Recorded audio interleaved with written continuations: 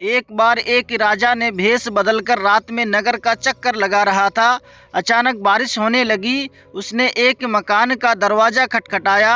अंदर जाकर राजा ने घर मालिक से कहा, मैं कई दिनों से भूखा हूँ, भूख के मारे मेरा प्राण निकल रहे हैं, जो कुछ हो मुझे तुरंत खाने को दे दो। घर मालिक खुद अपनी पत्नी और बच्चों के साथ 3 दिन से भूखा था। घर में अनाज का एक दाना तक ना था। वो बड़े संकट में पड़ गया। उसे समझ नहीं आ रहा था कि वो अपने भूखे मेहमान को कहाँ से भोजन कराए। तभी उसके मन में एक विचार आया। वो घर के बाहर निकला और घर के सामने एक दुकान से 2 मुट्ठी चावल चुरा लाया। उस घर मालिक ने अपनी पत्नी से उन चावल को पकाकर अतिथि को खिलाने के लिए कहा। अगले दिन दुकानदार ने राजा से पड़ोसी की शिकायत की और कहा कि उसने दुकान से चावल चुराए हैं।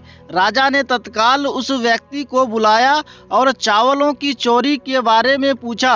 उस व्यक्ति ने अपना अपराध स्वीकार करते हुए बीती रात की पूरी घटना सुना दी। हाथ जोड़कर कहा, महाराज, मेरा खुद का परिवार 3 दिन से भूखा था। मैंने अपने लिए चोरी नहीं की और ना ही कभी करता।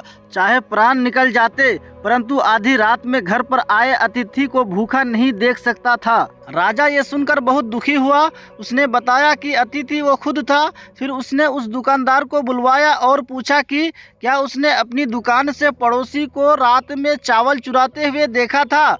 दुकानदार के हाँ कहने पर राजा ने कहा, इस घटना के लिए प्रथम दोषी मैं खुद हूँ। दूसरा दोषी दुकानदार है, जिसने रात में पड़ोसी को चावल चुराते देख लिया, परंतु 3 दिन तक पड़ोसी को परिवार सहित भूखा रहते नहीं देखा। इसने अपना पड़ोस का हक अदा नहीं किया। राजा ने उस दुकानदार को जाने के लिए कहा और उस घर मालिक अतिथि निष्ठा भाव से प्रसन्न होकर 1000 सोने की अशरफियाँ उसे इनाम में दे दी। दोस्तों, कहानी कैसी लगी कमेंट सेक्शन में बताइए। अगर अच्छी लगी तो लाइक करें, शेयर करें और आपका अपना चैनल नाइस स्टोरी को सब्सक्राइब करना बिल्कुल ना भूलें। धन्यवाद। अस्सलामु अलैकुम व रहमतुल्लाह।